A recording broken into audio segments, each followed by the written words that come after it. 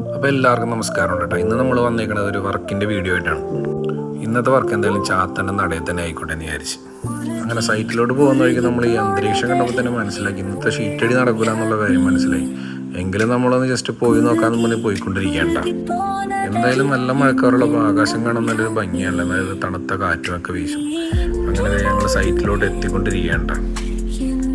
അങ്ങനെ സൈറ്റിലെത്തിക്കഴിഞ്ഞപ്പോൾ പെയ്യാൻ നിന്ന മഴക്കാരൊക്കെ ഇത് എങ്ങോട്ട് പോയെന്നും കൂടി അറിയാൻ പാടില്ല. അപ്പോൾ നല്ലൊരു അന്തരീക്ഷമായിട്ട് മാറിയിട്ടുണ്ട്. അങ്ങനെ നമ്മളിത് ഷീറ്റ് അടി തുടങ്ങാനുള്ള പരിപാടിയിലാണ്. അങ്ങനെ ഷീറ്റ് അടിക്കാനായിട്ട് ഞാൻ ഒറ്റക്കാണ്ട മുകളിലോട്ട്, കാരണം ഷീറ്റിൻ്റെ മുകളിലോട്ട് എൻ്റെ കൂടെയുള്ളവരെ ഞാൻ കയറ്റാറില്ല. വേറെ ഒന്നും കൊണ്ടല്ല, സ്ട്രക്ചർ ചെയ്യുന്ന പോലെയല്ല. ഷീറ്റിൻ്റെ മുകളിൽ കയറിയിരിക്കലെന്ന് പറഞ്ഞാൽ കുറച്ച് റിസ്ക് പിടിച്ച പരിപാടിയാണ്. അപ്പോൾ ഓരോത്തിന് നല്ല സ്ലോപ്പാണ്. സ്ലോപ്പ് കുറവാണെങ്കിൽ പിന്നെയും കുഴപ്പമില്ല. നല്ല സ്ലോപ്പുള്ള വർക്കായതുകൊണ്ടാണ് പണിക്കാരെയും കയറ്റാത്തേട്ടാ. പിന്നെ ഇതിൻ്റെ മുകളിൽ ഞാനെങ്ങനെ നിന്നെന്ന് വെച്ച് കഴിഞ്ഞാൽ ഇതിൻ്റെ താഴെ ഒരാളിരിപ്പില്ലേ, എൻ്റെ ചാത്തൻ. ഒരിക്കലും എന്നെ താഴെ ഇടൂലെന്ന് എനിക്ക് നല്ല ഉറപ്പുണ്ട്. ആ ഒരു വിശ്വാസം കൊണ്ട് തന്നെയാണ് ഞാൻ ഈ ഷീറ്റിൻ്റെ മുകളിൽ കയറി ഇത്ര ധൈര്യമായിട്ട് നിൽക്കുന്നത്. മനസ്സറിഞ്ഞ് വിളിച്ച് കഴിഞ്ഞാൽ കൂടെ ഇറങ്ങിപ്പോൾ എന്നെ വിഷ്ണുമായ ചാത്തനുള്ളപ്പോൾ ഞാനെന്തിനാണ് പേടിക്കണല്ലേ. അതിൻ്റെ അനുഭവങ്ങൾ ഒരുപാട് അറിഞ്ഞവനാണ് ഞാൻ.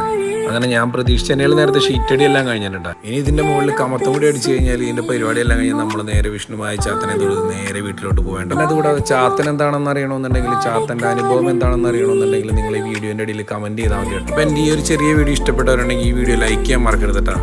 ചാനൽ ഫോളോ ചെയ്യാത്തവരുണ്ടെങ്കിൽ ഒന്ന് ഫോളോ കൂടി ചെയ്തേക്കണേ.